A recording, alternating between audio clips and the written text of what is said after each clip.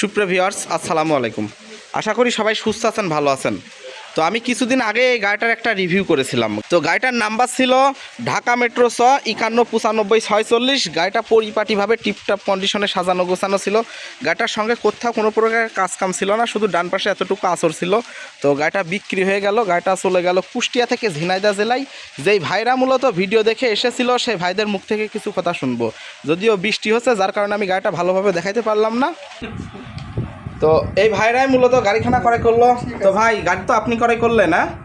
আপনার নাম, আপনার বাসা? ঝিনাইদহ। আপনারা এমনি এমনি এসেছিলেন না ভিডিও দেখে এসেছিলেন? তা আপনারা তো গতকালকে এসে গাড়িটা দেখে শুনে বুঝে চালায়ে রেখে গিয়েছিলেন দাম দর ফাইনাল করে।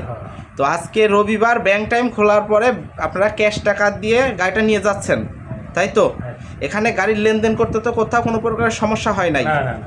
তো আমার এক মুরব্বী ভাই রয়েছে। ভাই, অনেকেই বলে দূর দূরান্ত থেকে আসলে নাকি ওনাদের টাকা পয়সা কেড়ে নেওয়া হয়, খারাপ ব্যবহার করা হয়, যদিও আপনারা অন্য জেলা থেকে এসেছেন।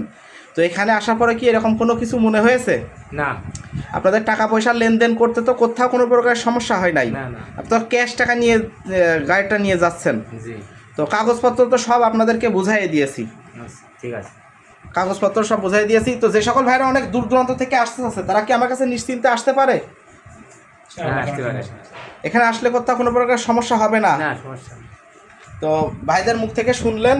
তো যে সকল ভাইরা আমার কাছ থেকে গাড়ি ক্রয় করতে চাচ্ছেন, স্ক্রিনের উপরে যে নাম্বারটি রয়েছে 4447 এর নাম্বারে যোগাযোগ করে আপনারা আমার কাছ থেকে গাড়ি ক্রয় করতে পারবেন।